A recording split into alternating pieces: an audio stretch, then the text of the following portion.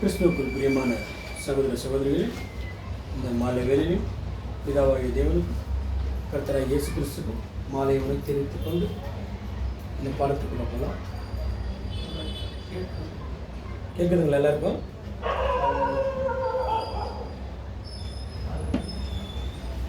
ஆன்லைனில் கேட்குதுங்களா? ஓகே.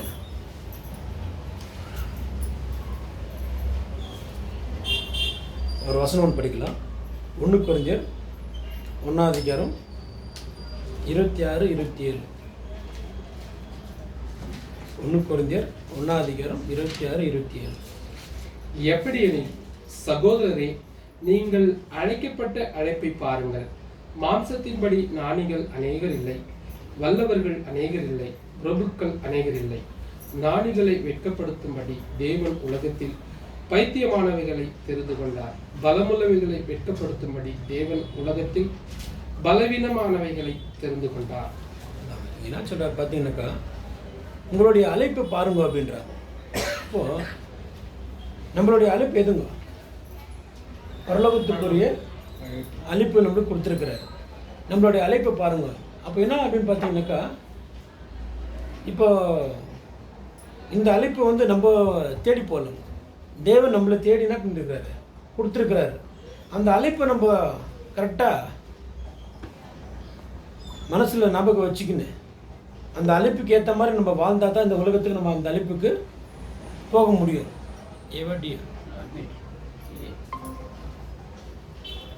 அப்போது அந்த அழைப்பை நம்ம அசட்டை பண்ணிட்டாக்கா நம்மளுடைய வாழ்க்கை பிரயோஜனம் இல்லாத போயிடும்.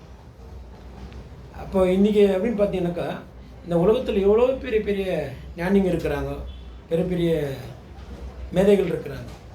அவங்களெல்லாம் விட்டுட்டு நம்மளை அழைச்சிருக்கிறாரு அப்படின்னாக்கா என்ன அர்த்தம்னா, நம்ம உள்ளத்தை அறிஞ்சிருக்கிறார் தேவன். இவங்க இந்த வேலையை செய்வாங்க, நம்மளுக்கு உண்மையாக இருப்பாங்க அப்படின்னு சொல்லிட்டு நம்மளை அழைச்சிருக்கிறாரு. ஞானிகள் அன்னைகள் இல்லை, வல்லவர்கள் அனைவரும் இல்லை. நம்ம ஞானியும் இல்லை, வல்லவர்களும் இல்லை, நம்ம பிரபுக்களும் இல்லை, நம்ம ராஜாக்களும் இல்லை.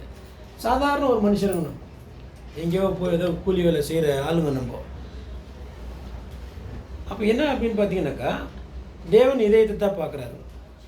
உலக மக்கள் இந்த உலகத்தில் இருக்கிற பெரிய பெரிய விஷயங்களை பார்க்குறாங்க. அந்த தேவன் நம்ம உள்ளத்தை அறிஞ்சிருக்கிறாரு. அப்போ நம்ம அந்த அழைப்புக்கு தகுதி உள்ள மக்களாகனாக்கா பரலோகத்தில் போய் நம்மளை என்ன பண்ணுறது இல்லை, தகுதிப்படுத்திக்கிறது இல்லை. இங்கே நம்மளை தகுதிப்படுத்திக்கின்னு அந்த அழைப்புக்கு நம்ம ரெடியாகி நம்ம போகணும். ஆயிடுச்சா நம்ம வசனம்? அப்போ என்ன அப்படின்னு பார்த்தீங்கன்னா, நம்மளுடைய அழைப்பை நம்ம என்ன பண்ணோம், பார்த்து கொண்டிருக்கணும். எவ்வளோ பேர் கிடைக்காத விஷயத்தை நம்மளுக்கு கொடுத்துருக்குறாரு. இப்போ இந்த காலகட்டத்தில் நம்ம என்ன பண்ணிட்டுருக்குறோம், அந்த அழைப்புகளோட சிந்தனையில் இருக்கிறோமா இல்லை அதை மறுதளிச்சிருக்கிறோமான்றதை நம்ம பார்க்கணும்.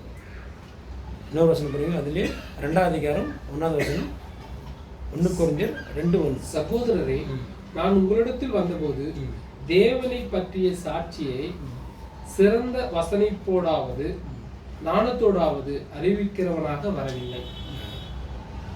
இது யார் சொல்கிறதுங்க? அப்போஸ்தலர் பவுல் சொல்கிறாருங்க. நான் உங்களிடத்தில் வரும்போது எல்லாமே நான் என்ன பண்ணல, தெரிஞ்சுக்கின்னு வரல. இங்கே வந்து நான் என்ன பண்ணேன், ஒன்றா தெரிஞ்சுக்கினேன், நான் கற்றுக்கினேன், உங்களுக்கு நான் போதிச்சு கொண்டிருக்கிறேன்னு சொல்கிறாரு.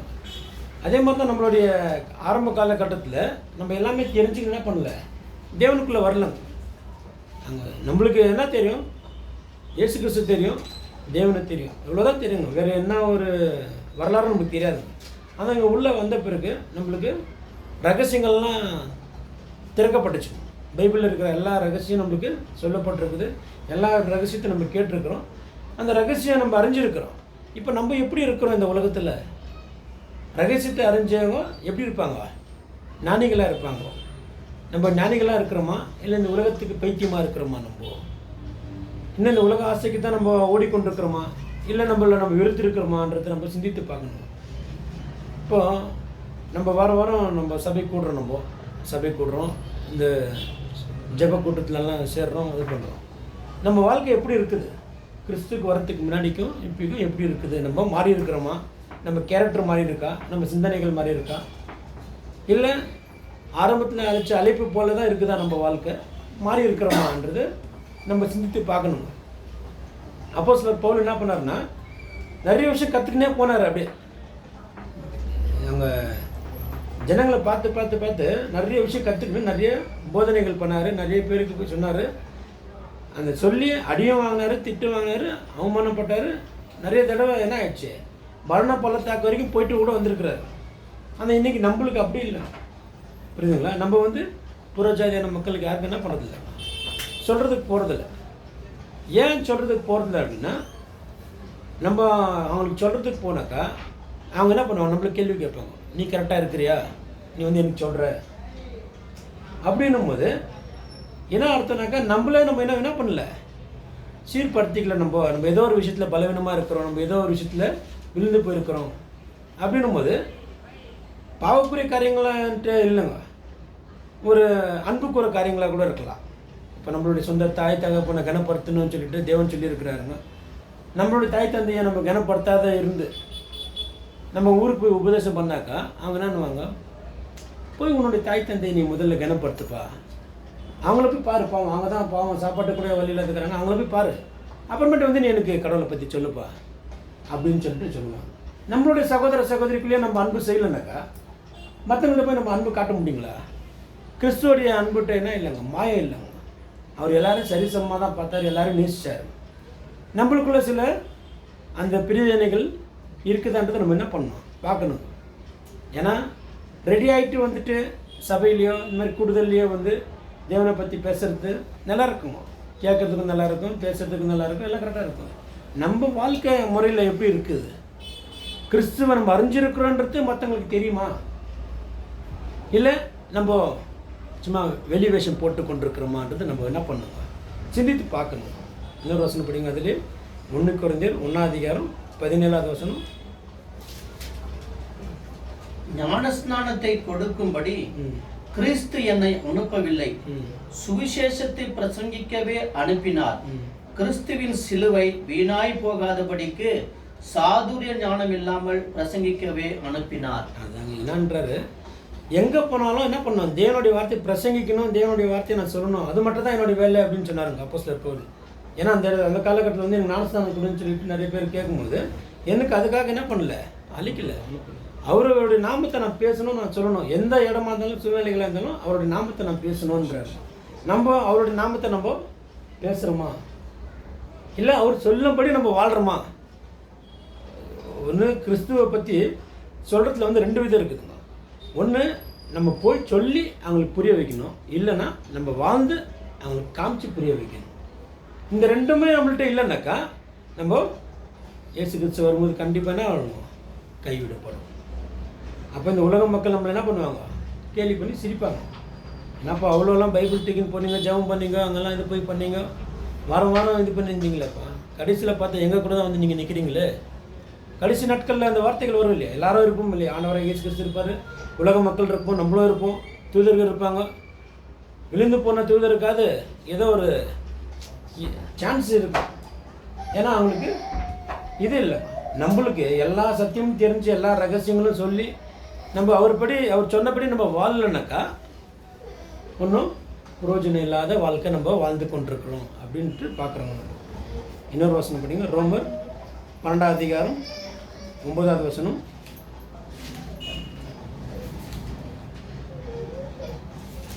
ரோமர் 12:9. உங்கள் அன்பு மாயமற்றதாய் இருப்பதாக தீமையை வெறுத்து நன்மையை பற்றி கொண்டிருங்கள். அதாங்க என்ன சொல்றாரு, தீமையை வெறுத்து நன்மையை பெற்றுக்கொண்டிருங்கள், பற்றி கொண்டிருங்கள், உங்களுடைய அன்பு மாயமற்றதா இருக்காது இருக்கட்டும்ன்றார். அப்போ என்னன்னாக்கா கிறிஸ்துவோடைய அன்பு உங்களுக்குள்ளே இருந்தாக்கா நீங்கள் என்ன பண்ண மாட்டீங்க, உலக மக்களை போல நீங்கள் இருக்க மாட்டீங்க. உங்களுக்கு தெரியும் நான் யாருடைய ஃபாலோவர், நான் எனக்கு முன்னாடி யார் போயின்னு இருக்கிறாரு, யார் பின்னாடி நான் போயின்னு இருக்கிறேன். இந்த உலகத்து பிரகாரம் போயின்னு இருந்தாக்கா இந்த உலகத்துக்குரிய சிந்தனைகள், இந்த உலகத்துக்குரிய பேச்சுகள் தான் நம்மளுக்குள்ள என்ன இருக்கும், வந்து கொண்டே இருக்கும். இயேசு கிறிஸ்துவை நோக்கி நம்ம போயிட்டு இருந்தாக்கா நம்ம எந்த இடத்துல போனாலும் என்ன பண்ணுவோம், அவரை பற்றி பேசுவோம். எனக்கு தெரிஞ்ச ஒரு 2004-2005 மூமெண்ட் இருக்கும். இயேசு கிறிஸ்துவோடைய நாமத்தை உச்சரிக்காத நாளே இல்லை என்னுடைய வாழ்க்கையில். அப்போது ஏசப்பா ஏசப்பா ஏசப்பான்னு சொல்லி சொல்லி சொல்லி தான் பழக்கம் நம்மளுக்கு. ஒரு வேலை செய்யறதுக்கு போனாலும் அங்கே சோத்திரம் ஏசப்பா அப்படின்னு சொல்லிட்டு போய் வேலை செய்வோம், இது பண்ணுவோம். மரம் ஒரு வெட்டுறது இருந்தாலும் எதுனாலும் ஸ்டார்ட் பண்ணிட்டு ஒரு ப்ரேயர் பண்ணுற மாதிரி பண்ணிட்டு போவோம். ஆனால் அந்த காலகட்டத்தில் டைரெக்டாக பேசுகிற மாதிரி இருக்குங்க எனக்கு. ஏசப்பா இந்த மாதிரி ரொம்ப பசியாகுது, எனக்கு சாப்பாடு கொடுங்க அப்படி கேட்பேன். கேட்டு ஒரு 15 நிமிஷத்தில் என்ன ஆகுங்க, யாராவது கொண்டு சாப்பாடு கொடுப்பாங்க. அந்த மாதிரி சூழ்நிலையாக இருக்கும் அந்த டைமில், அந்த காலகட்டத்தில் சாப்பாடு கொண்டு கொடுப்பாங்க. அப்போ அவங்கள்ட்ட சொல்லுவேன், எங்கள் ஏசப்பா இன்றைக்கி உங்கள்கிட்ட பேசிக்கிறாரு, உங்கள் மூலியமாக சாப்பாடு கொண்டு கொடுக்க சொல்லிக்கிறாரு அப்படின்ற மாதிரி பண்ணுவேன். ஒரு நாள் வந்து ஏதோ ஒரு இடத்துல வேலைக்கு போகணுமாக்குது, கையில் சுத்தமாக காசே இல்லை. அப்போ அவர்கிட்ட ஜாம் பண்ண போகிறேன், ஏசப்பா எனக்கு எப்படியாவது காசு ஏதாவது கொஞ்சம் ரெடி பண்ணி கொடுங்க, நான் கொஞ்சம் எங்கேயோ வெளியே போயினுக்கிறேன். ஜபம் பண்ணி நான் முடிஞ்சு போகல, அங்கே பார்த்தா 100 ரூபாய் நோட்டு 2 நோட்டு கீழே விழுந்துது. அப்போ ஒரு நாளும் இந்த மாதிரி அதிசயங்கள் நிறைய நடக்கும் நம்ம வாழ்க்கையில். கேட்போம் உடனே கிடைக்கும். அப்போ அந்த காலகட்டத்தில் இயேசு கிறிஸ்துன்ற நாமம் என்னுடைய வாயில் வந்து அடிக்கடி உச்சரித்திருந்தே இருக்கும். நான் சோத்திரப்பான்ட்டு. அப்போ காலங்கள் மாற நம்ம ஏசப்பான்றது மட்டும்தான் விட்டோம். இயேசு கிறிஸ்து வந்து நம்மளுடைய இயேசு கிறிஸ்து, நம்மளுடைய ஆண்டவர் இயேசு சாமி அப்படியெல்லாம் உச்சரிப்பு வாயில் மாற்றிக்கணும். நம்ம 2004க்கும் 2025க்கும் இருக்கிற ஏறக்குறைய ஒரு 20 வருஷம் இல்லை நம்மளோட வாழ்க்கை எப்படி இருக்குது அப்படின்னு பார்த்தாக்கா அன்றைக்கே ரொம்ப நல்லா தான் இருந்துச்சுன்னு நினைக்கிறேன். 2004 ஏன்னா அதிகாலையில் ஜபம் வந்து நல்லா இருக்கும். காத்தால ஒரு 5 மணிக்கு ஏந்துச்சுனாக்கா ஒரு 6 மணி வரைக்கும் என்ன ஜபம் பண்ணுறேன் எனக்கே தெரியாது. ஆனால் ஜபம் பண்ணிகிட்டு இருப்பேன், ஏதாவது ஒன்று பேசிகிட்டு இருப்பேன், அவட்ட முட்டி போட்டுன்னு ஜபம் பண்ணிட்டு இருப்பேன், ஏதாவது நாட்டு பேசிட்டு ஜபம் பண்ணிட்டு இருப்பேன். அப்போ அந்த காலத்துக்கும் இந்த காலத்துக்கும் பார்த்தா சத்தியம் தெரிஞ்சிச்சு அப்படின்றது சத்தியம் மட்டும் தான் தெரியும். அந்த சத்தியத்தில் நம்ம வளர்ந்துருக்கிறோமான்னு பார்த்தா 100ல் ஒரு 20% கூட இல்லைங்க. ஏன்னா இன்றைக்கி காலத்தை பார்த்தா போதகராக இருக்க வேண்டிய நீங்கள் இன்னும் பால் கொடுக்க வேண்டிய போல் நீங்கள் என்ன பண்ணுக்கிறீங்க, மூல உபதேசங்களை கேட்டுக்கொண்டீங்கன்னு சொல்கிற மாதிரி இருக்குதுங்க எனக்கு. ஏன்னா அந்த காலகட்டத்தில் நான் வந்து எவ்வளோ ஒரு வாஞ்சியாக இருந்தேனாக்கா கேத்தலிக் சபைக்கு தான் போயிட்டு இருப்போம். நம்ம பைபிள் எடுத்துக்கோங்க, வீடாக போயிட்டு என்ன பண்ணுவேன், பைபிள் அங்கே தலைமையில் வச்சு ஜெபம் பண்ணுவேன். யாருக்காவது உடம்பு சரியில்லாம் பைபிள் எடுத்துகிட்டு போவேன். கையில் காசு பணம் இல்லைனாலும் பேதுரு சொல்கிறார் இல்லையா, என்கிட்ட வெள்ளி இல்லை பொண்ணு இல்லை, தேவனுடைய வார்த்தை என்கிட்ட இருக்குது அப்படின்றதுனால நாங்கள் ஜெபம் பண்ணுறோம் இல்லையா, அந்த மாதிரி எல்லாம் போய் ஜெபம் பண்ணியிருக்கோம். இப்போ அதை நான் யோசனை பண்ணி பார்த்தா இந்த எங்கே போச்சு அந்த வாஞ்சம், இந்த விசுவாசம் எங்கே போச்சு. பைபிள் இருக்குது வீட்டில், ஒரு பைபிளுக்கு 4 பைபிள் வீட்டில் இருக்குது, எடுக்கிறதுக்கு ஒன்றும் இல்லை, டைம் இல்லை. அதே ஜனங்க தான் இருக்கிறாங்க, அந்த 20 வருஷத்துக்கு முன்னாடி எந்த ஜனங்க இருந்தாங்க அதே ஜனங்க தான் ஏரியாவில் இருக்கிறாங்க. போய் என்ன சொல்லணும், சொல்கிறதுக்கு என்ன ஒன்றும் இல்லை, மனசு இல்லை. ஏன் இல்லை, அப்போ நீ முன்ன மாதிரி என்ன பண்ணல, அவர்கிட்ட ஒன்று முழுமையாக நீ ஒப்பு கொடுக்கல. சத்தியம் தெரிஞ்சிச்சு சொன்னால் கேட்க மாட்டாங்க அப்படின்ற சிந்தனைக்கு போகுது ஒரு சில மைண்டு. போய் சொல்லுவோம், அங்கே ஏற்றுக்கல. ஏன்னா அந்த காலகட்டத்தில் நம்ம சொல்லும் போது அங்கே ஏற்றுக்கின மனப்பாடத்தில் இருந்தாங்க. அதுக்கப்புறம் கொஞ்சம் காலகட்டத்தில் அது என்ன ஆயிடுச்சு, சத்தியத்தை வந்து சொல்ல தெரியாத சொல்லிட்டேன் நாங்கள். புரிஞ்சுங்களா? இந்து மக்களாக இருக்கட்டும் கிறிஸ்தவங்களாக இருக்கட்டும், அவங்கள்ட்ட வந்து போய்ட்டு அந்த காலத்தில் ரோமன் கத்தில் இருக்கும்போது ஜபம் பண்ணேன். அப்போ என்ன தெரியும், ஜபம் இந்த மணியை சொல்லுவோம், கொஞ்சம் ஜபம் சொல்லுவோம், பண்ணிட்டு வந்துடுவோம். அப்போ ஏற்றுக்கின சொன்னாங்க. அப்புறமேட்டு ஏன் ஏற்றுக்காத போயிட்டாங்கன்னாக்கா சத்தியம் தெரிஞ்சிச்சு எனக்கு. அந்த சத்தியத்தை போய் என்ன பண்ண தெரியல, கரெக்டான முறையில் எனக்கு சொல்ல தெரியல. எடுத்த உடனே நீங்கள் கும்பிடுறது வந்து கல் மண், அது கடவுள் இல்லை, அதெல்லாம் தூசி அப்படின்ற மாதிரி பேச்சுங்க வந்துடுச்சு உள்ள. அதெல்லாம் பேசும்போது என்ன ஆயிடுச்சு, என் மேலேயும் மதிப்பு போயிடுச்சு, நான் சொல்கிற வார்த்தை மேலேயும் அவங்களுக்கு மதிப்பு போயிடுச்சு. இப்போ போனாக்கா எல்லாம் எங்களுக்கு தெரியும், நீ போப்பான்றாங்க. அப்போ என்ன அப்படின்னா ஆர்வ கோளாறில் நம்ம என்ன பண்ணக்கூடாது, போய் எதுவுமே பேசக்கூடாது. ஒன்று எல்லாத்தையும் கற்றுக்குன்னு போய் பேசணும், இல்லை எல்லாத்தையும் கற்றுக்குன்னு நீ வாழ்க்கையில் வாழ்ந்து காட்டணும். அதுதான் இருக்குது. நம்ம என்ன பண்ணிடுறோம், சில டைமில் நம்ம பண்ணுற மிஸ்டேக்குங்க ரொம்ப அவங்க மனசு நோவுற மாதிரி பேசுகிறாங்க. அப்போ தான் தெரிஞ்சுக்கணும். அப்புறமேட்டு கிறிஸ்துவனை வந்து என்னன்னாக்கா மாயமான அன்பு இல்லைங்க, எல்லார்ட்டையும் சரிசமமான அன்புங்க. அவர் நல்லவங்க கெட்டவன் திருடன் முரடன் கொலகாரன் எல்லார்ட்டையும் என்ன பண்ணுறாருங்க, அன்பு காமிச்சார். நம்ம என்ன பண்ணிட்டோம், அந்த அன்பு காட்ட தெரியாத காட்டி நம்ம கிறிஸ்துவையும் நம்ம அங்கே வெறுக்கிற மாதிரி பண்ணி விட்டுறாங்க. நம்ம ஒரு சிலை, அந்த சிலை ஒன்றும் இல்லை, பிளாஸ்டிக் சிலை தான். அது அவங்க முன்னாடி அதை நான் காலில் போட்டு மெரிக்கும் போது அவங்களுக்கு என்ன ஆயிடுச்சு, மனசு ரொம்ப வேதனை ஆகிடுச்சாங்க. என்னப்பா இப்படி பண்ணிட்டேப்பா நீ, போப்பா இதுக்கப்புறம் என்கிட்ட பேசாத அப்படின்ட்டாங்க. நான் சொல்கிறேன், இது மாதிரி ஒன்றும் இல்லைம்மா, இதில் சாமி இல்லைம்மா, இதில் சும்மா ஒரு காலி டப்பாம்மா, ஒரு பிளாஸ்டிக் தாம்மான்னு சொல்கிறேன். அவங்களால அதை ஏற்றுக்க முடியல. அவங்களால நெக்ஸ்ட் டைம் நம்ம வீட்டுக்கு வராதப்பான்னு சொல்லிட்டு, புரிஞ்சுங்களா? அப்போ என்னன்னா, சொல்ல தெரியாத போய் சொல்லி நான் நல்லது செய்ய போய் கெட்டவன் ஆகிட்டேன்ற மாதிரி ஆயிடுச்சுங்க. அந்த மாதிரி இன்றைக்கி அப்போஸ்தலர் பவுல் வரும்போது எதுவுமே தெரியாததான் உள்ளே வந்தாருங்க. ஆனால் நாளாக எல்லாம் தெரிஞ்சுக்கிட்டு தான் என்ன பண்ணாருங்க, எல்லாருக்கும் சுவிசேஷம் சொன்னாருங்க. இன்றைக்கி நம்ம 20 வருஷம் ஆயிடுச்சுன்ற, நான் இயேசு கிறிஸ்துக்குள்ள வந்து 20 வருஷம் ஆயிடுச்சு. 20 வருஷத்தில் நம்மளோட வாழ்க்கை எப்படி இருக்கணும்னாக்கா, எனக்கு தெரிஞ்ச நேரத்துக்கு இந்த மாதிரி என்ன பண்ணியிருக்கணும், ஒரு 20-30 பேரை நம்ம சேர்த்து ஏரியாவில் இந்த மாதிரி கேதரிங் பிரயாணம் பண்ணுறோம் இல்லைங்களா, சத்தியம் அறியாத மக்கள் வந்து உட்காந்துருக்கணும் என் மூலியமாக. அப்படி இருந்திருக்கணும் இந்த 20 வருஷத்தில். அப்போ கிறிஸ்துவத்தில் நான் எவ்வளோ வளர்ந்துருக்கிறேன்றது என்ன பண்ணணும், என்னை நானே சிந்தித்து பார்க்கணும். புரிஞ்சுங்களா? இன்னொரு வசனம் பண்ணிங்க, ரோமர் ஆயிடுச்சா? யாக்கோப் 5ஆம் அதிகாரம் 12ஆவது வசனம். யாக்கோப் 5:12. விசேஷமாய் என் சகோதரரே, வானத்தின் பேரிலாவது பூமியின் பேரிலாவது வேறெந்த ஆணையினாலாவது சத்தியம் பண்ணாதிருங்கள், நீங்கள் ஆக்கினைக்குள்ளாக தீர்க்கப்படாதபடிக்கு உள்ளதை உள்ளதென்றும் இல்லாததை இல்லதென்றும் சொல்ல கடவீர்கள். என்ன அப்படின்னா, ஆமானா ஆமாம், இல்லைன்னா இல்லை அப்படின்ற மாதிரி நம்ம பேச கற்றுக்கணும். நம்ம என்ன பண்ணுறோங்க, தேவையில்லாத கதைகள் பேசி பேசி பேசி இருக்கிறத கூட நம்ம என்ன பண்ணிடுறோங்க, இல்லாத மாதிரி பண்ணி விட்டுறோங்க. அப்போ என்னன்றாரு, வானத்து மேலேயும் பூமி மேலேயும் எங்கேயும் என்ன பண்ணாதீங்க, சத்தியம் பண்ணாதீங்க, இருக்கிற விஷயத்த இருக்கிற மாதிரி பேசுங்க. ஏன் அப்படி சொல்கிறேன்னா, நீங்கள் இருக்கிற விஷயத்த அப்படியே பேசினா தான் முதல்ல ஜனங்களுக்கு உங்கள் மேலே என்ன வரும், ஒரு நம்பிக்கை வரும். நம்பிக்கை இல்லாத இருந்தாக்கா ஜனங்களும் நம்ப மாட்டாங்க, அக்கம் பக்கம் இருக்கிற சொந்தம் பந்தமாக நம்மளை என்ன ஆகுதுங்க, நம்பாதுங்க.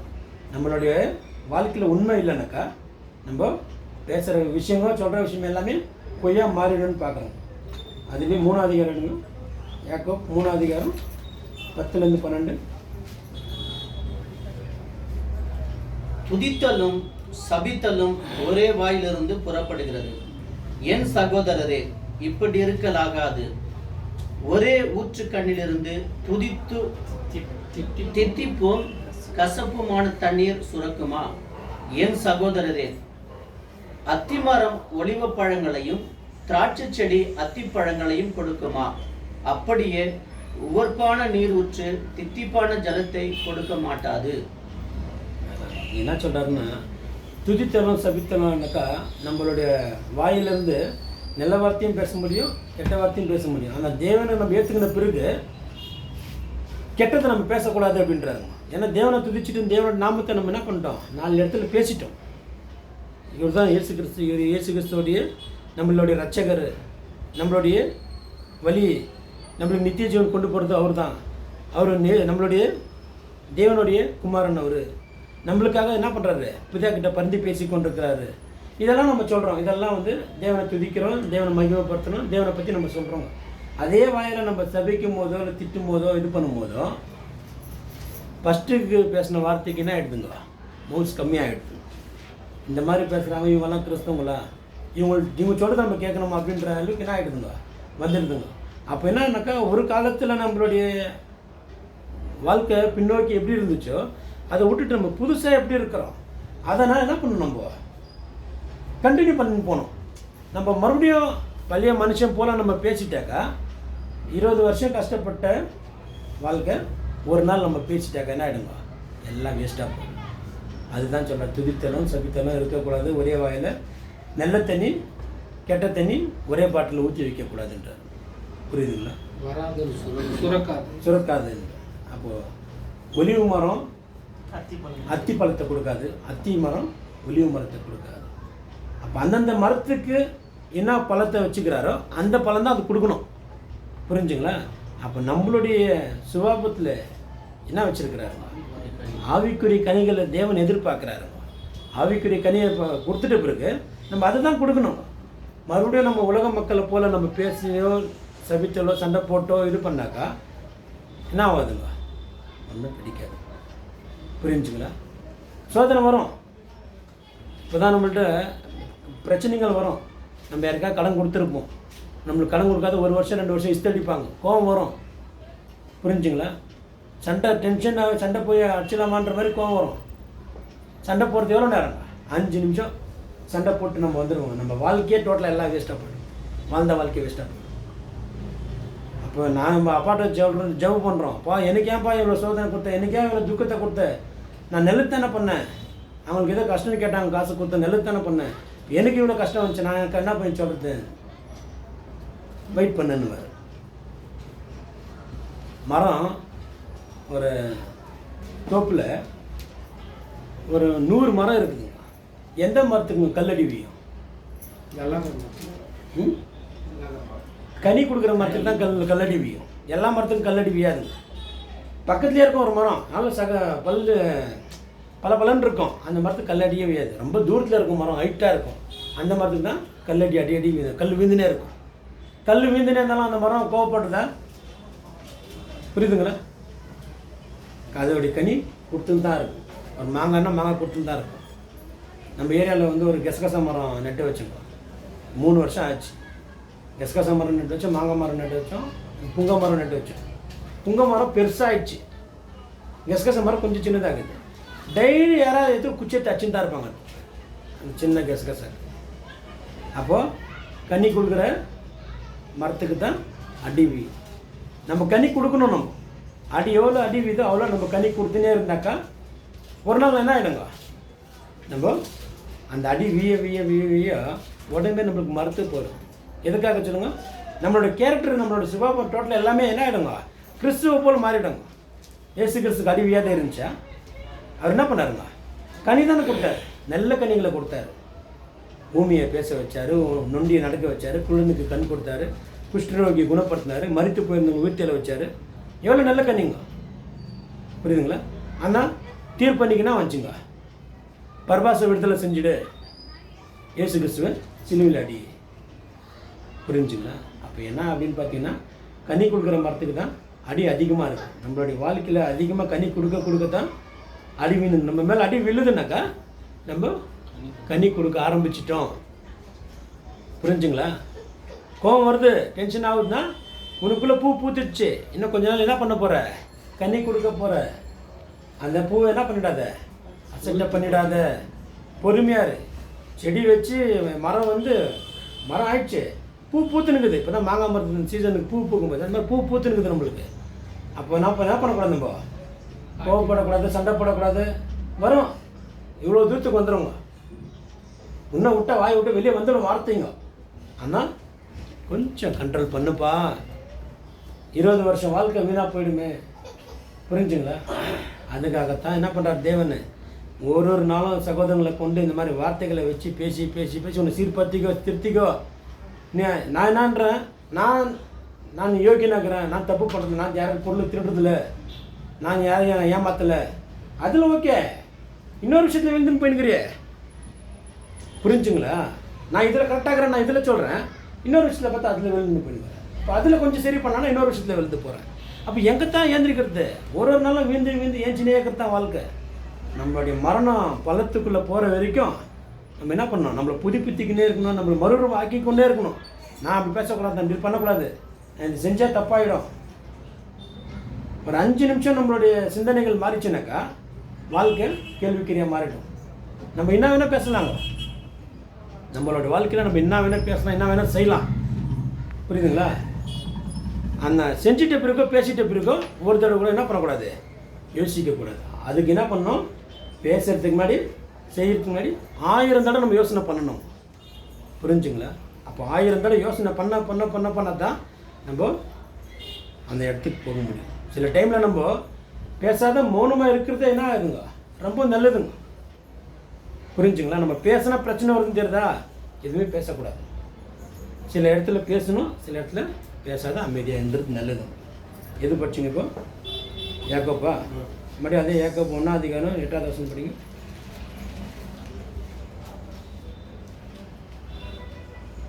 தேவன் ஆகாய இருமனம் உள்ளவன் தன் வழிகளிலே எல்லாம் நிலையற்றவனாய் இருக்கிறான். அதாங்க ரெண்டு மனசுங்க. ஒரு மனசு என்னன்னாக்கா தேவனுடைய வார்த்தையை கேட்டு ஆவிக்குள்ளே வளர்ந்து நான் போயிட்டு ஒருத்தருக்கு கை வச்சு ஜெபம் பண்ணாக்கா அப்படியே அவன் குணமாயிடணும், என்னோடய தேவனுடைய நாம மகிமையாடினோம், அந்தளவுக்கு நான் வாஞ்சியோடு இருக்கிறேன் அப்படின்னு ஒரு மனம் சொல்லுது. இன்னொரு மனம் என்னன்னு இருந்துங்க, அங்கே பாருப்பா அவங்கெல்லாம் ஒன்றும் இல்லாத இருந்தான், நல்லா வீடெல்லாம் கட்டி நல்லா எல்லாம் வசதியாக இருக்கிறான், நீ ஏதாவது கொஞ்சம் லோன் வீடு போட்டு ஒரு வீடு கட்டிக்கின்னு இது பண்ணு, ஒரு காருக்கு வாங்கிக்கோ, பைக் வாங்கிக்கோ அப்படின்னு சொல்லிட்டு ஒரு மனம் சொல்லும். எது நம்மளுக்கு முக்கியம்? புரியுதுங்களா? ரெண்டுமே மனசு தான், ரெண்டு மனசுக்குதே, ரெண்டு சிந்தனையாகுது. ஒரு டைம் பார்த்தா அவன் பேசுறத பார்த்தா ஓ அவன் இன்றைக்கே பரலோகத்துக்கு போயிடுவா மாதிரி இருக்குது, அவ்வளோ பரிசுத்தமாகறான், அவ்வளோ இதுவாகிறான்ட்டு ஜனங்க நினைப்பாங்க. புரியுதுங்களா? மறந்தால் பார்த்தாக்கா அவன் ஓடுற ஓட்டம் இது பண்ணுறத பார்த்தாக்கா இவன் இன்னும் ஒரு மாதத்துல வீடு கட்டிடுவா மாதிரி இருக்குது பாடினுவாங்க. புரியுதுங்களா? எதை நோக்கி நம்ம ஓடுறோம், எதை நோக்கி போகிறோன்றது நம்ம கையில் தான் இருக்குது. ஓடலாங்க, ஆனால் எது நிரந்தரம் இல்லைங்க. அண்ணா ஒரு டைம் சொன்னார், என்கிட்ட நம்மளே இந்த வீட்டில் வாடகை இருக்கிறோம்ப்பா, அப்புறம் நம்ம காலி பண்ண போகும்போது அந்த பைப்பெல்லாம் அப்படியே விட்டுட்டு தான் போகணுன்னு. அங்கேருந்து வாடகை இருந்தார், நம்ம விட்டு போகும்போது அதெல்லாம் ஒட்சாயத்துன்னு போக முடியும், அப்படியே விட்டுட்டு தான் போக முடியும், எதுவுமே வேறு வீட்டுக்கு அங்கே போகிறதுன்ட்டு வீடே விட்டுட்டு போக போகிறோம். புரியுதுங்களா? அந்த பைப் விட்டுட்டு போகிறது என்னென்ன ஆகிடும். அப்போ என்னன்னா எதுவுமே நம்மளுக்கு நிரந்தரம் இல்லைங்க. என்ன சொல்லுங்க, நம்ம சொந்த வீடே நம்ம விட்டுட்டு தான் போய் ஆகணுங்க. இப்போ நம்ம என் பிள்ளைங்க இருக்கிறாங்க, என் பிள்ளைங்க தெரியும், எனக்கு கண் எதிரில் அவங்களுக்கு கல்யாணம் ஆச்சுன்னா அவங்க பிள்ளைங்க தெரியும். நான் போயிட்டுனாக்கா என் பேரை மறந்துடுவாங்க. என் பிள்ளை அவங்க சொல்கிற வரைக்கும் தெரியும். இப்போ எனக்கு எங்கள் அப்பா சொல்லிக்கிறாரு, எங்கள் தாத்தா பேர், எங்கள் தாத்தா பேர் தெரியும், எங்கள் அப்பா பேர் தெரியும், அதுக்கு முன்னாடி எங்கள் பேர் தெரியாது. புரியுதுங்களா? ஆனால் அதுக்கு முன்னாடி இருந்த தாத்தா தான் இப்போ என்ன பண்ணிக்கிறாரு, எங்களுக்கு ஊரில் கொஞ்சம் சொத்து கொஞ்சம் சேர்த்து வச்சுட்டு போய்க்கிறாரு. அவர் பேர் கூட தெரியாதுங்க, அந்த சொத்து கொஞ்சம் வச்சுட்டு போய்க்கிறார். ஒரு 40 சென்ட் நிலம் ஏதோ வச்சுட்டு போய்க்கிறார். பேர பிள்ளைங்க சாப்பிடுவோம் சொல்லிட்டு வச்சுட்டு போய்க்கிறார். பேர் அடையாளமே இல்லாத போயிடும். நம்ம இருக்கிற வரைக்கும் நம்ம ஆண்டுக்கலாம், நம்ம பார்த்துக்கலாங்க. நம்ம போகும்போது எதுவுமே தெரியாதுங்க, நம்மளுக்கும் தெரியாது, நம்மளுடைய வரலாறு யாருக்கும் தெரியாது. யோசப்பு இருக்குது பார்த்தீங்களா? யோசப்பு கதை பார்த்தோமே நம்ம. அவர் என்ன பண்ணார், அந்த ஊருக்கு வந்தார், இந்த உலகம் அழிய போகுது, பஞ்சம் வரப்போகுது, 7 வருஷத்துக்கான எல்லாம் தானியம் சேர்த்து வைங்க, திறமையான ஆள் யாருன்னு பார்த்துங்கன்னு சொல்லிட்டு ராஜாட்ட சொல்லும்போது, உன்ன மாதிரியான திறமையான ஆள் யாருமே இல்லைப்பா, நீயே தான் அது பண்ணணும் சொல்லிட்டு அவருடைய மோதிரத்தை போட்டு அடையாளம் காமிச்சிட்டார். அதுக்கு அடுத்து தான் வந்த ஒரு ராஜாவுக்கு யோசப்புனாலும் தெரியாது, பஞ்சனாலும் தெரியாது. புரிஞ்சுங்களா? அதுக்கு தான் அவங்க எல்லாம் என்ன பண்ணிட்டாங்க, அடிமையாக்கிட்டாங்க. இல்லைன்னாக்கா அவங்க என்ன இருப்பாங்க, அந்த ஊர்லேயே இருந்திருப்பாங்க, பிரச்சனை இல்லாத சந்தோஷமாக இருந்திருப்பாங்க. ராஜாக்கிட்ட சொல்லிட்டு இந்த மாதிரி எங்கள் கடவுளுக்கு நாங்கள் போய் ஆராதனை பண்ணுறோம்னு சொல்லிட்டு வந்துட்டு போயின்னு வந்திருப்பாங்க. புரியுதுங்களா? ஏன்னா இந்த ராஜா வந்து யோசப்புடைய கதை தெரியாது, வரலாறு தெரியாததுனால அவங்கள அழிக்கணுன்ற நோக்கத்தோடு தான் ஒரு நாளும் ப்ரெஷர் கொடுத்துன்னு இருந்தாங்க. அப்போ அந்த மாதிரி நம்மளுடைய வாழ்க்கைங்க எதுவுமே நிரந்தரம் கிடையாதுங்க. இன்றைக்கி இருக்கிறோம் நாளைக்கு இல்லைன்றது கேரண்டி கிடையாது. புரிஞ்சுங்களா? போன வருஷம் இருந்தவங்க இந்த வருஷம் இருக்கிறாங்களான்னு கேரண்டி இல்லை, இந்த வருஷம் இருக்கிறாங்க அடுத்த வருஷம் இருக்கிறாங்களான்னு கேரண்டி இல்லை. நம்மளது லைஃப் சின்னதாக ஒரு பூ மாதிரி இருக்கிற வரைக்கும் யாருடைய மனசு நோவடிக்காத எல்லாரையும் சந்தோஷமாக வச்சுன்னு கடவுளுக்குள்ளே நம்ம நடந்து உண்மையாக தேவனுடைய அன்பை மற்றவங்களுக்கு காமிக்கணும். அதுக்காக தான் நம்மளை அழைச்சிருக்கிறாரு, இல்லைன்னா நம்மளை அழைச்சிருக்க மாட்டார். அதுலேயே 4ஆம் அதிகாரம் 8ஆவது வசனம் பண்ணோம், யாக்கோபு 4:8, தேவனிடத்தில் சேருங்கள், அப்பொழுது அவர் உங்களிடத்தில் சேருவார். பாவிகளே, உங்கள் கைகளை சுத்திகரியுங்கள், இருமனம் உள்ளவர்களே, உங்கள் இருதயங்களை பரிசுத்தமாக்குங்கள். நம்ம யார்கிட்ட சேரணும், தேவன்கிட்ட சேரணும். நம்ம இதயத்தை என்ன பண்ணணும், சுத்தப்படுத்திக்கணும். அசுத்தமான இடத்துல தேவன் என்ன பண்ணுறதில்ல, வாசம் செய்யறதில்ல. அப்போ அசுத்தமான காரியங்கள் என்னென்ன நம்மளுக்குள்ளே இருக்குதுன்றதை நம்மளே என்ன பண்ணணும், தேடி ஆராய்ஞ்சு எடுத்து போட்டுட்டு நம்ம புது மனுஷனாக வாழணும். இன்னொரு வசனம் பண்ணுங்க, 1 தெசலோனிக்கா 4ஆம் அதிகாரம் 3:7. 1 தெசலோனிக்கா 4ஆம் அதிகாரம் 3:7. நீங்கள் பரிசுத்தமுள்ளவர்களாக வேண்டும் என்பதே தேவனுடைய சித்தமாக இருக்கிறது. அதாங்க என்னத்துக்கு நம்மள தேவன் அழைச்சாருனாக்கா, ஆரம்பத்தில் பார்த்தீங்களா, உங்களுடைய அழைப்பை பாருங்கன்னு சொல்கிறான் இல்லையா? நம்மளை எதுக்காக அழைச்சாருங்க? பரிசுத்தமா நம்ம பரிசுத்தமாக இருக்கணும். ஒரு ஒரு நாளும் நம்ம பரிசுத்தமாக இருக்கணும், பரிசுத்தமாக வாழணும், பரிசுத்தமான விஷயத்தை சிந்தித்து கொண்டிருக்கணும். அதுக்காக தான் தேவன் நம்மளை அழைச்சிருக்கிறாரு. அப்புறம் நீங்கள் வேசி மார்க்கத்துக்கு விலகி இருந்து 7 படிக்கணுமா? 7 படி. தேவன் நம்மை அசுத்தத்திற்கு அல்ல பரிசுத்தத்திற்கு அழைத்திருக்கிறார். அதாங்க நம்ம என்ன பண்ணுறோம்னாக்கா, ஒரு ஒரு நாளும் நம்ம பரிசுத்தமாக மாறணுங்க. அந்த பரிசுத்தமாக மாறத்தை விட்டுட்டு நம்ம என்ன பண்ணுறோம், அசுத்தத்துக்கு போய் விழுந்துடுறோம். அதுக்காக சொல்கிற க்ளீனாக சொல்கிறாரு, நான் உன்னை எதுக்காக அழைச்சேன்றது முதல்ல தெரிஞ்சுக்கோ. நான் உன்னை அசுத்தத்துக்கு நான் அழைக்கலை, நான் உன்னை பரிசுத்தத்துக்கு அழைச்சிக்கிறேன்னாக்கா, உன் சிந்தனை, செயல்கள், உன் பேச்சு எல்லாமே என்ன இருக்கணும், பரிசுத்தமாக இருக்கணும். அப்போது பாடுகள் வரும், பிரச்சனைகள் வரும், துக்கங்கள் வரும், கவலைகள் வரும், கண்ணீர் வரும். புரியுதுங்களா? நீ என்ன ஆகிடக்கூடாது, அசுத்தத்துக்கு போயிடக்கூடாது, நீ அசுத்தமாக ஆகிடக்கூடாது. நீ பரிசுத்தமாகவே இருக்கணும். பரலோக அழைப்பு நீ போகிற வரைக்கும் என்ன ஆகணும், நீ பரிசுத்தமாக இருந்தால் தான் உன்னை வந்து கூட்டின்னு போவார், இல்லைன்னா கூப்பிட மாட்டார். இன்னொரு வசனம் பண்ணிங்க, கலாத்தியர் 6ஆம் அதிகாரம் 7வது வசனம்.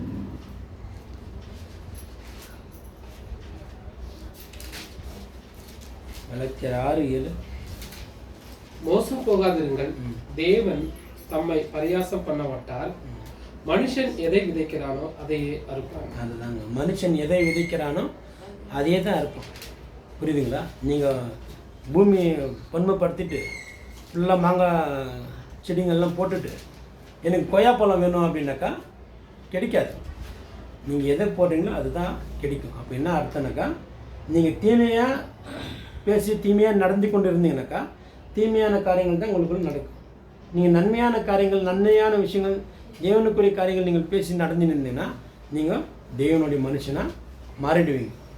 அப்போஸ்தலர் பவுல் சொல்கிறாரு இல்லைங்களா, நான் எல்லா போராட்டத்தை நான் போராடினேன், ஓட்டத்தை நான் முடித்தேன் அப்படின்றாருன்னா, அவர் என்ன பண்ணிக்கிறாரு, அவரை வாழ்கிற நாட்கள் இந்த உலக மக்களுக்காக என்ன பண்ணல, அவர் வாழல. அவர் இந்த உலக மக்களுக்கு தேவனுடைய வார்த்தையை எப்பயாவது போய் சொல்லணும், தேவன் யாருன்றது இந்த உலக மக்கள் தெரிஞ்சுக்கணும்னு சொல்லிட்டு தான் என்ன பண்ணாருங்க, வாழ்ந்தார். அவர் வாழ்ந்த வாழ்க்கை நல்ல போராட்டன்றாரு. பார்த்தீங்களா, நல்லா இருந்துச்சா அது போராட்டம்? புரியுதுங்களா? பட்டினி, பஞ்சம், அடி, எப்படி இருந்துச்சுங்க அது வாழ்க்கை? ரொம்ப கஷ்டப்பட்டு தாங்க வந்தாருங்க. ஆனால் என்னன்றாருங்க, கடைசியில் என்னன்றாருங்க, நான் நல்ல போராட்டத்தை போராடினேன். என்னைக்காவது நிம்மதியாக தூங்கி இருப்பாரா? அங்கே சொல்கிறாரு ஒரு வருஷத்தில், நான் கப்பலில் இருந்தேன், நான் நிர்வாணியாக இருந்தேன், நான் பசியாக இருந்தேன் அப்படின்னு சொல்லிட்டு சொல்லின்னு வர்றாருங்க. இதெல்லாமே பார்த்தாக்கா அவருக்கு ஒரே ஒரு விஷயம் மட்டும் அவருக்கு தெரிஞ்சிச்சு, இந்த உலகம் நம்மளுக்கு நிரந்தரம் இல்லை, நிரந்தரமானவர்கிட்ட நம்ம போனோம்னாக்கா நம்ம இதெல்லாத்தையும் என்ன பண்ணணும். ஒரு இடத்துல சொல்கிறாரு, நான் இந்த குப்பையாக நினைக்கிறேன்றார். இதை இந்த காசு பணத்தையோ சொத்து சுகத்தையோன்னு சொல்கிறாரு. இதெல்லாம் நான் என்ன பண்ணுறேன், கிறிஸ்துவுக்காக இதெல்லாம் குப்பையாக நினைக்கிறேன். அவருக்கு என்னென்ன லாபம் வச்சு, அவரை வந்து பார்த்தீங்கன்னாக்கா பெரிய வியாபாரி. அவருக்கு அவ்வளோ பணம் வந்து நேர்ந்துச்சு. கிறிஸ்துவுக்காக என்ன பண்ணுறாரு, இதெல்லாம் இங்கே நஷ்டம்னு விட்டுட்டு குப்பைன்னு விட்டுட்டேன்றார். அதை விட்டுறதுனால தான் என்ன ஆகிட்டு வருவார் அப்போஸ்தலர் லிஸ்ட்டில். அப்போஸ்தலர்னு சொன்னாலே முதல் பேர் அவர் தான் வரும். ஆனால் கேத்தலிக்கில் வந்து அவரோட பேர் வந்து சின்னப்பருன்னு சொல்லுவாங்க. கடைசியாக வந்ததுனால சின்னப்பருன்னு சொல்லுவாங்க. அந்த அப்போஸ்தலர் பேரை தவிர முதல் பேர் அவர் தான் வரும். அதுக்கப்புறம் தான் பேதர் பேரே வரும். அப்போஸ்தலர் பேர் சொல்லுங்க பாருன்னா, அப்போஸ்தலர் பவுல், அப்போஸ்தலர் பேதுரு, யோவான், அப்புறம் தான் வரும் மற்ற பேருங்கள்லாம். ஏன் அப்படின்னா அவர் என்ன சொன்னாரோ சொன்னபடி என்ன பண்ணாருங்க, கிறிஸ்துக்காக வாழ்ந்து காமிச்சிட்டாரு. அதுக்காக தான் இன்றைக்கி நம்மளும் அதே அழைப்புக்கு நம்மளும் அழைச்சிருக்கிறாரு. இன்னொரு வசனம் படிங்க, அது ஆயிடுச்சு. அது கலாத்தியர் இப்போ யோவானில் படிங்க, யோவான் 3:10.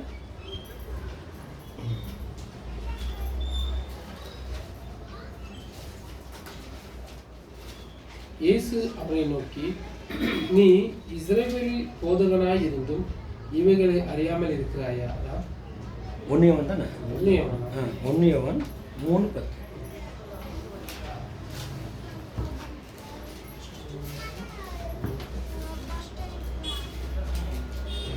இதனாலே தேவனுடைய பிள்ளைகள் இன்னார் என்றும் பிசாசின் பிள்ளைகள் இன்னார் என்றும் வெளிப்படும்.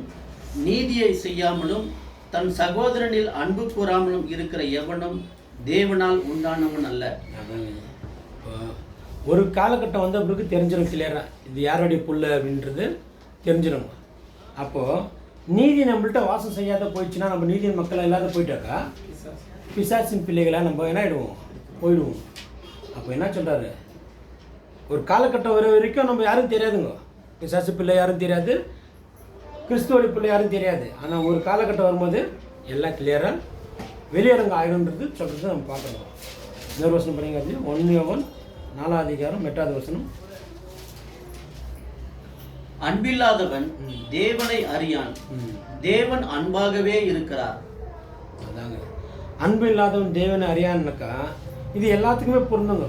ஒரு தாய் தந்தையை கனப்படுத்தினாலும், ஒரு சகோதரனை கனப்படுத்தினாலும், நீ செய்ய வேண்டிய வேலையை நீ கரெக்டாக செய்யாத போயிட்டாலும் உனக்குள்ளே என்ன இல்லைங்க, அந்த அன்பு இல்லை. அப்போ அன்பு இல்லாதவன் தேவனை அறியலை, சும்மா பேருக்கு. புரியுங்களா? நம்ம வீட்டுக்கிட்ட ஒருத்தர் இருக்கிறாருங்க, பேர் வந்து அன்பு. பேரில் மட்டும்தான் இருக்குது அன்பு.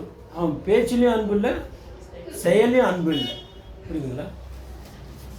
அவன் வீட்டில் ஒரு நாள் சண்டை வராத நாளே இல்லை. அவங்க வீட்டில் ஹஸ்பண்ட் அண்ட் ஒய்ஃப் வாங்க, என் ஃப்ரெண்டு தான் அவர். டெய்லி சண்டை போட்டு ஃபுல்லாக குடிச்சிட்டு வந்து அவங்க குழந்தைய பிடிச்சாச்சு, அவங்க அக்காவை சண்டை போட்டு, அவங்க மாமா சண்டை போட்டு, டெய்லி இதே தான் ஆகுது. பேரில் மட்டும் என்ன பண்ணுறாரு, அன்புன்னு பேர் வச்சுக்கிறார். ஒரு நாள் என்ன ஆகிட்டு வந்து ஃபுல்லாக குடிச்சிட்டு வந்து சண்டை போட்டுருக்கிறாரு. சண்டை போட்டு படுத்துட்டுக்கிறாரு. அவங்க பொறாட்டி ஃபுல்லாக கோவம் வந்துட்டு என்ன பண்ணிக்கிறாங்க, ஒரு ஸ்டவ்வில் ஃபுல்லாக சுட்டு நல்லா கொதிக்க வச்சுட்டுக்கு மேலே ஊற்றிட்டுக்கிறாரு. படுத்துருந்துக்கிறாரு, குடிச்சிட்டு படுத்துருந்துக்கிறாரு. ஃபுல்லாக ஊற்றிட்டுக்கிறேன், நல்லா வைக்கிங் போயிட்டு இருக்குது. நான் காத்தால் ஏஞ்சிட்டு போயிட்டு எங்கம்மா உங்கள் வீட்டுக்காரு ஹாஸ்பிட்டலுக்கு போய்க்கிறான் அவன்.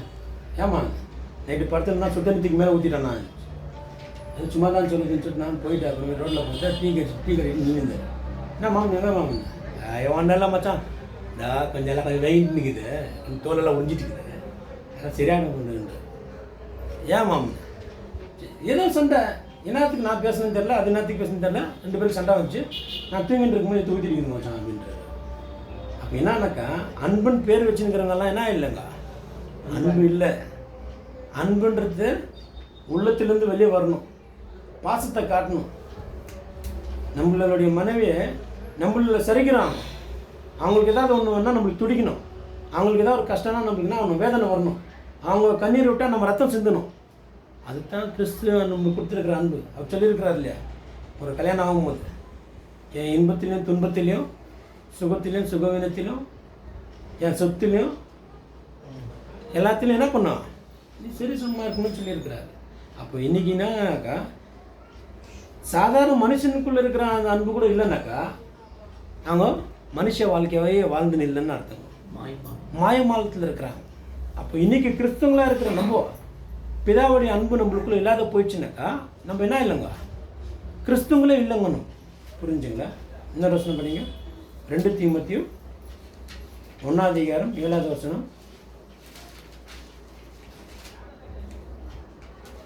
2 தீமோத்தேயு 1:7 தேவன் நமக்கு பயமுள்ள ஆவியை கொடாமல் பலமும் அன்பும் தெளிந்த புத்தியும் உள்ள ஆவியை கொடுத்திருக்கிறார். அதாங்க என்னன்னாக்கா கிறிஸ்துவை நம்ம ஏற்றுக்கணும், நம்ம வந்திருக்கிறோம் இல்லைங்களா, என்ன கொடுத்துக்கிறாரு, பலமுள்ள ஒரு ஆவி கொடுத்துக்கிறாரு. அப்புறம் தெளிந்த புத்தி உள்ள ஆவி நம்ம கொடுத்துருக்கிறாரு. அப்போ நம்ம எப்படி இருக்கணுங்க, எந்த இடத்துல போனாலும் எந்த சூழ்நிலையில் போனாலும் அன்பு கூறணும், தெளிந்த புத்தி உள்ளதாக இருக்கணும். புரியுதுங்களா? என்னவோ பேசுகிறோம், ஏதோ பேசுகிறோன்றது எங்கேயுமே பேசக்கூடாதுங்க. பேசுனா தெளிவாக பேசணுங்க. ஏன்னா நம்மளுடைய பேச்சு என்ன பண்ணுறாங்க, நிறைய மக்கள் யோசிக்கிறாங்க, கவனிக்கிறாங்க. புரிஞ்சுங்களா? அப்போ நம்மளுடைய வாழ்க்கை, நம்மளுடைய கேரக்டர் எப்படி தெரியும்னாக்கா நம்ம பேசுறதை வச்சு என்ன பண்ணுவாங்க, அவங்க நம்மளை தீர்ப்பிடுவாங்க.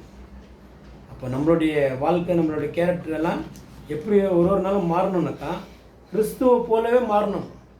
கிறிஸ்து எந்த இடத்துலையும் எந்த சூழ்நிலையும் என்ன இல்லைங்க, மாற்றுதலே இல்லைங்க. எல்லா இடத்துலையும் ஒரே மாதிரி தாங்க. அவர் அன்பு. இயேசுக்கு அதான் மத்தேயுல இல்லை, கொரிந்தியரில் அன்பு பற்றி பேசுறது இல்லைங்களா? அப்போ அந்த அன்பை பற்றி பேசும்போது ஒரு நாளும் ஒரு கேரக்டரை அவர் வச்சு பேசினே வருவார். எல்லா பேருக்கும் இயேசு கிறிஸ்து கரெக்டாக என்ன வருங்க, மேட்ச் ஆவாருங்க. நம்மளும் அதே மாதிரி அதுக்கு மேட்ச் ஆகணுன்றதுக்காக தான் நம்மளை அழைச்சிருக்கிறார். புரியுதுங்களா? இன்னொரு வசனம் படிங்க, 2 தீமோத்தேயு 1:7 ஆயிடுச்சா? யோவான் படி, யோவான் 13 அதிகாரம் 34 35.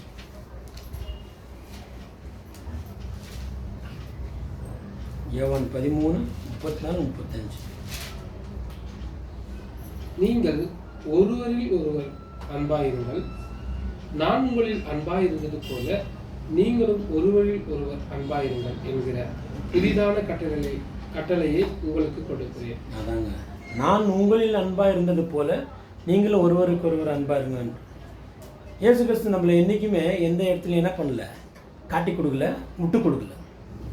புரிஞ்சுங்களா? அந்த அன்பில் இருங்கன்றார். அந்த மாயமான அன்பு, இந்த உலகக்குரிய அன்பு எல்லாம் என்ன பண்ணிவிடுவாங்க, சில இடத்துல நம்மளை என்ன பண்ணிவிடுவாங்க, காமிச்சு கொடுத்துருவாங்க. சில இடத்துல நம்மளை விட்டுருவாங்க, அவங்க ஒரு மாதிரி அப்படின்ற மாதிரி விட்டுருவாங்க. அந்த இயேசு கிறிஸ்துவோடைய அன்பு மாயமற்றதாக இருக்குது. அவ்வளோ அளவுக்கு நம்மளை நேசிக்கிறார். ஏன் அப்படின்னு பார்த்தீங்கன்னா, நம்மளை இவ்வளோ நேசிக்கிறதுனால தான் நம்ம சில டைமில் ஏதாவது ஒரு தவறுகள் செய்திருப்போம், ஏதாவது விஷயங்களை மீறி இருப்போம். நம்மளை என்ன பண்ணல, எங்கேயுமே விட்டு கொடுக்கவே இல்லை. நம்மளை இந்த நாள் வரைக்கும் நான் என்ன பண்ணுறாரு, நம்மளை பிடிச்சின்னுக்கிறாரு. எவ்வளோ பெரிய அன்பாக இருக்குங்க. புரிஞ்சுங்களா? அவருடைய உயிரே கொடுத்து அவர் ரத்தத்தை நம்மளை தழுவி இருக்கிறாருன்னா அந்த அன்பு எப்பேற்பட்ட அன்பு. அதை நம்ம கொஞ்சம் சிந்தித்து பார்த்தாக்கா நம்ம என்ன பண்ண மாட்டோங்க, இந்த உலகக்குரிய காரியங்களில் நம்ம ஜாஸ்தி சிந்தனையில் வச்சுக்க மாட்டோம். அவருடைய வழியில் நம்ம போய் கொண்டே இருப்போம். நேர வசனம் படிங்க. 2 கொரிந்தியர் 1 அதிகாரம் 3-4. 2 கொரிந்தியர் 1. நமது கர்த்தராகிய இயேசு கிறிஸ்துவின் பிதாவாகிய தேவனும் இரக்கங்களின் பிதாவும் சகலவிதமான ஆறுதலின் தேவனுமாய் இருக்கிறவருக்கு ஸ்தோத்திரம். அதுங்களா? தேவனால் எங்களுக்கு அருளப்பட்டிருக்கிற ஆறுதலினாலே எந்த உபத்திரவத்திலாகிலும் அகப்படுவர்களுக்கு நாங்கள் ஆறுதல் செய்ய திராணி உள்ளவர்களாகும்படி எங்களுக்கு வரும் சகல உபத்திரவங்களையும் அவரே எங்களுக்கு ஆறுதல் செய்கிறார். அதுதாங்க. என்ன அப்படின்னா, கிறிஸ்துவோடைய கேரக்டர், பிதாவுடைய கேரக்டர் இங்கே என்ன பண்ணுறாருங்க, காமிக்கிறாருங்க.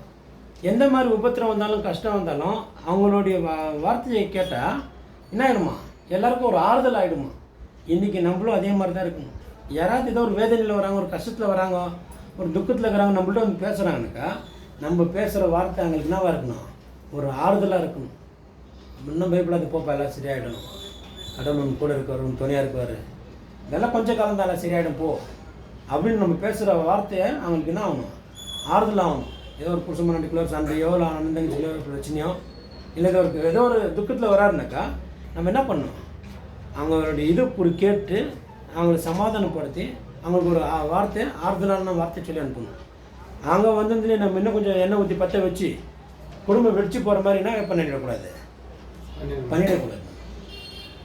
புரிஞ்சுங்களா? இயேசு கிறிஸ்துடைய வார்த்தை பண்ணினாது, தேவனால் எங்களுக்கு அருளப்படுகிற ஆறுதலினாலே எந்த உபத்திரவத்திலாகிலும் அகப்படுகிறவர்களுக்கு நாங்கள் ஆறுதல் செய்ய திராணி உள்ளவர்களாகும்படி எங்களுக்கு வரும் சகல உபத்திரவங்களையும் அவரே எங்களுக்கு ஆறுதல் செய்கிறவர். அவங்களுக்கு எவ்வளோ உபத்திரம் வந்தாலும் தேவன் என்ன பண்ணாருங்க, அவங்களுக்கு ஆறுதல் செஞ்சாருங்க. புரிஞ்சுங்களா? அதே மாதிரி அதே கேரக்டர் தான் நம்ம மற்றவங்களுக்கு என்ன பண்ணணும், அவருடைய கேரக்டரை காட்டணும். அப்போ நம்ம ஒரு நாளும் நம்ம வாழத்தான் அந்த கிறிஸ்துவோடைய கேரக்டருக்குள்ளே போக முடியும். இப்போ ஈஸ்டர் வருது இல்லைங்களா, இந்த காலகட்டத்தில் பார்த்தீங்கன்னாக்கா கிறிஸ்தவங்க அல்லாதவங்க கூட இந்த ஒரு 40 நாள் என்ன பண்ணுவாங்க, உபவாசம் இருப்பாங்க, ஜெபம் பண்ணுவாங்க, தேவனை வந்து கேட்பாங்க. சத்தியம் அறியாதவங்க கூட, கடவுள் அறியாதவங்க கூட, ஏன்னா அவங்களுக்கு மைண்டில் இருக்குது இந்த டைமில் வந்து இயேசு கிறிஸ்து சிலுவையில் அடிக்கப்பட்டது, அவர் மரிச்சார், உயிர்த்து இருந்தாருன்றது காலகட்டத்தில் எல்லாருக்கும் தெரியுதுனால இந்துங்க கூட என்ன பண்ணுறாங்க, சில டைமில் இந்த வெள்ளிக்கிழமை டைமில் உபவாசம் இருக்கிறது இதெல்லாம் பண்ணுறாங்க. ஏன் அப்படின்னா, ஏதாவது ஒரு நன்மை நம்மளுக்கு நடக்காதா, இந்த உலகத்துலேருந்து ஏதாவது ஒரு ப்ராப்ளம் நம்மளுக்கு சால்வ் ஆகாதா, இயேசு சாமிகிட்ட போனால் தான் நம்மளுக்கு ப்ராப்ளம் சால்வ் ஆகணும், நம்ம போகலாம் அப்படின்னு சொல்லிட்டு வராங்க. அந்த கிறிஸ்து அறிஞ்சிருக்கிற நம்ம, சத்தியம் அறிஞ்சிருக்கிற நம்மளுடைய கேரக்டர் எப்படி இருக்குது புரியுதுங்களா? உலக மக்கள் கூட இந்த காலகட்டத்தில் எப்படி இருக்குவாங்கனாக்கா ரொம்ப இதுவாக இருக்குவாங்க. ஆனால் இந்த காலகட்டத்தில் நம்மளுடைய வாழ்க்கை எப்படி இருக்குது, மற்றவங்களுக்கு நம்ம சாட்சியாக இருக்கிறோமா, இல்லை அவங்க சத்தியத்துக்கு வராத மாதிரி அவங்க நம்மளுடைய வார்த்தை சொல்லிட்டு கேட்குறதுக்கு போகாத மாதிரி இருக்கிறாங்களா? புரிஞ்சுங்களா? காசு பணம் மட்டும் இல்லைங்க இந்த உலகத்தில் வாழ்க்கை. தேவனுடைய வார்த்தைகளையும் வசனம் தான். எல்லாருடைய மைண்ட்லேயும் என்ன இருக்கும்? குட் ஃப்ரைடே வருது, இயேசு நம்ம சிலுவையில் அடிக்கிறாங்க, அந்த காலகட்டம் தாங்க. அது மட்டும்தான் இருக்கும். ஆனால் அவர் என்ன சொன்னார், எப்படி வாழ்ந்தார், என்ன இல்லைங்க, யாருக்கும் அந்த சிந்தனை இல்லைன்றது பார்க்குறோங்க. நம்ம என்னென்ன பிரச்சனைங்கிறீங்கப்பா? 2 Corinthians 4:3 அப்படி 1 யோவான் படிங்க. 1 யோவான் 3:17.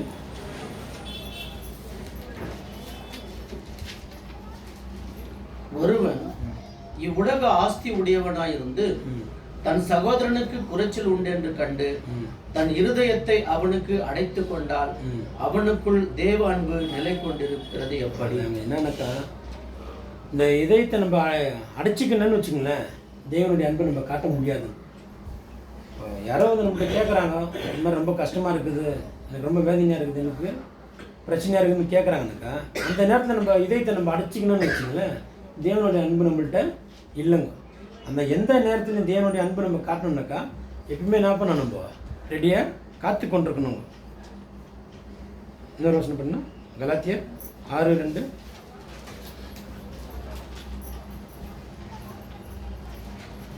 ஒருவர் பாரத்தை ஒருவர் சுமந்து இப்படியே கிறிஸ்துனுடைய பிரமாணத்தை நிறைவேற்றுங்கள். அதாங்க, ஒருவர் பாரத்தை ஒவ்வொரு சுமந்து என்ன பண்ணுவாங்க? கிறிஸ்துவோடைய பிரமாணத்தை நிறைவேற்றணும். நம்ம எல்லாமே கிறிஸ்துவுக்கு என்னவா இருக்கிறோம்? சீஷர்களாக இருக்கிறோம். அப்போ அவருடைய பிரமாணத்தை என்ன பண்ணணும்? நம்ம நிறைவேற்றணும். இன்றைக்கி ஒரு இடத்துல வேலை செய்யறதுக்கு போயிருந்தோம். சம்பூவில் மோட்ரு இருக்கு. மழை ஃபுல்லாக மழை பெஞ்சுன்னுச்சு. மோட்டர் தண்ணி எடுக்கலை. கூப்பிட்டாங்க. போய் சம்பூவில் போய் இறங்கிட்டு செக் பண்ணிட்டு பார்த்து உயரெல்லாம் இருந்துச்சு. செக் பண்ணியாச்சு. மோட்டர் வெளியேற்றிட்டு ஆன் ஆகுது. சம்பூவில் விட்டு ஆன் ஆகுது. சரி, நான் என் பையன்கிட்ட சொல்லிட்டு போனேன், நான் உள்ளே போய் இறங்கிட்டு அது என்ன செக் பண்ணுறேன், அப்புறமேட்டு நீ இது பண்ணேன். நான் உள்ளே இறங்கி இது போட்டேன்னா அவன் ஆன் பண்ணிட்டாங்க. கரண்ட்டு பிடிச்சிருச்சு, தண்ணியை கையை எல்லாம் கரண்ட்டு பிடிச்சிருச்சு. ஆஃப் பண்ணுறேன்னு எங்கே அவன் அந்த மூலையில் நிற்கிறான். அப்புறம் உடனே ஆஃப் பண்ணுறேன். என்ன மிஸ்டேக் ஆயிடுச்சுன்னா, அந்த பால் இருக்கும், ஆட்டோமேட்டிக்காக இதாகும். அது இன்னத்தான் ஆன் ஆகணும், படுத்துலேருந்து ஆன் ஆகக்கூடாது. சுவிட்ச் ஆன் பண்ணியிருந்தாலும் இங்கே ஆன் ஆகிறதுக்கு வாய்ப்பு இல்லை. இப்படி ஆன் பண்ணுறதுக்கு முன்னாடி ஆன் ஆகிடுச்சு. அது சரி, ஆன் ஆகிடுச்சு, ஒன்றும் பிரச்சனை இல்லை அப்படின்னு சொல்லிட்டு கையில் தொட்டவொன்னு பிடிச்சிச்சு கரண்ட்டு. அப்போ என்ன அப்படின்னு பார்த்தீங்கன்னா, இந்த உலகத்தில் வந்து எதுவுமே நம்மளுக்கு நிரந்தரம் கிடையாது. புரியுதுங்களா? அப்போ என்ன நம்மளுக்கு தேவன் கொடுத்துருக்கிறாரு, நம்மளுக்கு என்ன செய்ய வச்சுருக்கிறாரு, என்ன நம்மளுக்கு இந்த உலகத்தில் காமிச்சிருக்கிறாரு, நம்ம எல்லாத்தையும் என்ன பண்ணணும்? பார்த்துட்டு போயினே இருக்கணும். இன்றைக்கி வந்தாலும் நம்ம ஏன் வந்தோன்னு கேட்க முடியாது. போகும்போது என்னை யாரும் விட்றாதீங்க நம்மளுக்கு எஞ்ச முடியுமா? புரியுதுங்களா? தேவன் நம்மளுக்கு ஒரு அழைப்பை கொடுத்துருக்கிறாரு. அந்த அழைப்பில் அவனை நிலை கொண்டு இருந்தாக்கா நம்மளுக்கு ஏசையாலையும் எருமையிலையும் 15 வருஷம் சேர்த்து கொடுக்குறாரு. பார்த்தீங்களா? அந்த மாதிரி சேர்த்து கொடுப்பாரு. இல்லை அப்படின்னா நீ செஞ்ச வரைக்கும் காரியமே போதும், நீ கிளம்புன்னு சொல்லிவிட்டு டாட்டா காமிச்சு அனுப்பிடுவார். புரிஞ்சுச்சுங்களா? அப்போ இருக்கிற காலத்தில் தான் நம்ம என்ன பண்ணோம்? சத்தியத்தை சொல்ல முடியும், சத்தியத்தை கேட்க முடியும், நடக்க முடியும். நம்ம போயிட்ட பிறகு ஒன்றும் பண்ண முடியாது. புரியுதுங்களா? இப்போ நான் இருக்கும்போது எங்கள் பையன் வந்து என்னை கேட்கலாம், பா எனக்கு அது வாங்கி கொடு, எனக்கு ஐஸ்கிரீம் வாங்கி கொடு, எனக்கு ஜூஸ் வாங்கி கொடுன்னு கேட்கலாம். நான் போயிட்ட பிறகு என் ஃபோட்டோட்ட போய் கேட்டுருந்தாக்கா, ஃபோட்டோலேருந்தா வந்து நான் இது வாங்கி கொடுப்போம். நான் இல்லை ஃபோட்டோலேருந்து என்னால் ஏடிஎம் கார்டு போய் வாங்கிக்கலாம் கொடுக்க முடியும்? ஒன்றும் கொடுக்க முடியாது. இருக்கும்போது தேவன் நம்மளுக்குள்ள என்ன காரியங்கள் செய்ய வைக்கிறாரோ அதை நம்ம செய்யணும். அவருடைய அன்பில் நம்ம நிலை கொண்டு வாழணும். அதுக்கு தான் நம்மளை அழைச்சிட்டு இருக்கிறார். இன்னொரு வசனம் படிங்க. யாக்கோப் 3ஆம் அதிகாரம் 8வது வசனம்.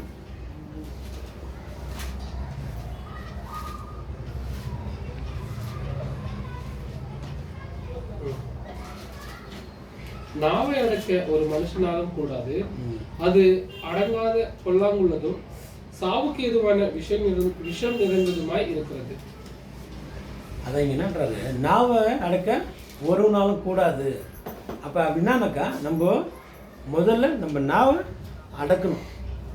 புரிஞ்சுங்க? அதுலேயே 2வது வசனம் படிங்க.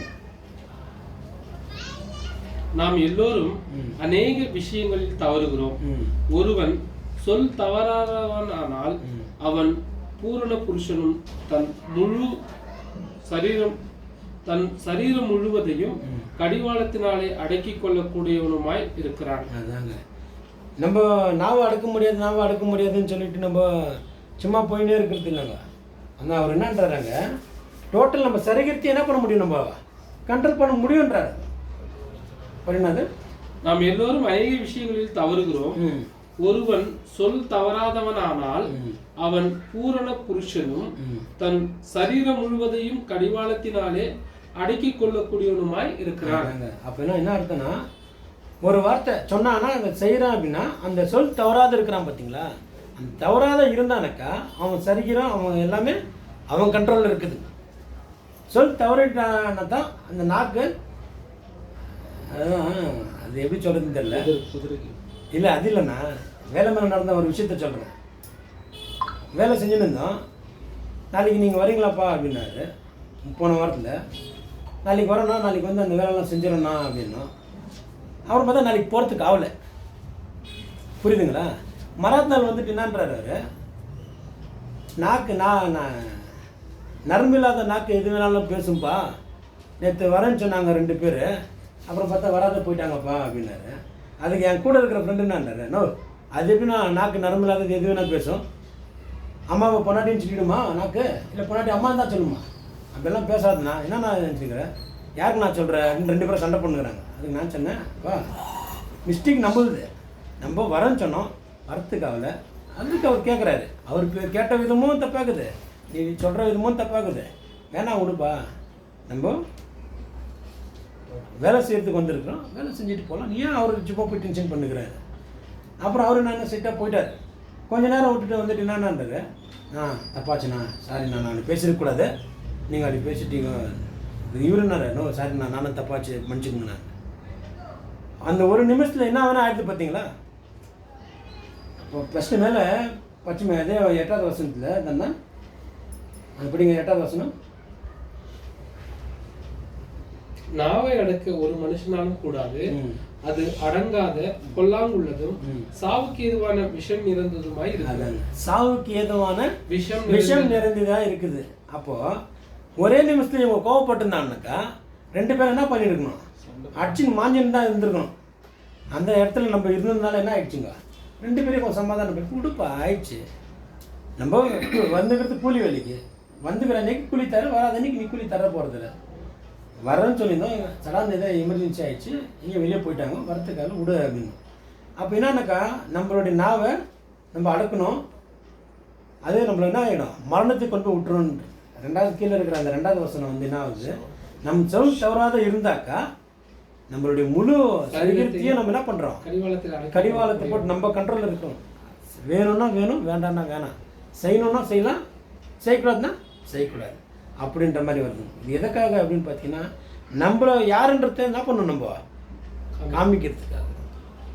இந்த இழிவான இச்சைகளுக்கு போய் விழக்கூடாது, இந்த இழிவான ஆசைகளுக்கு நம்ம போய் என்ன ஆகிடக்கூடாது, மயங்கிடக்கூடாது, நம்மளை ஒரு கண்ட்ரோலாக வச்சுட்டு இருக்கிறோம் அப்படின்னு பார்க்குறோம். இப்போ ஒரு வசனம் படிங்க, 1 கொரிந்தியர் 1வது அதிகாரம் 26,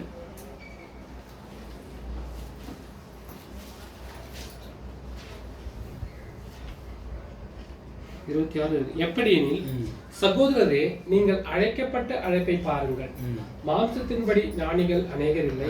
என்னன்னாக்கா அழைக்கப்பட்ட அழைப்பு மட்டும் என்ன பண்ணுங்க, நீங்க பாருங்க, நீங்க ஞானிகள் அநேகர் இல்லை, வல்லவர்கள் அநேகர் இல்லை, பிரபுக்கள் அநேகர் இல்லை. ஆனா ஞானிகளை வெட்கப்படல. ஒரு நிமிஷம், அப்படி நம்ம நடந்தாக்கா புரியுதுங்களா, இந்த வார்த்தை எல்லாம் நம்மளுக்கு ஒரு டைம் என்ன ஆகும், மேட்ச் ஆகும்.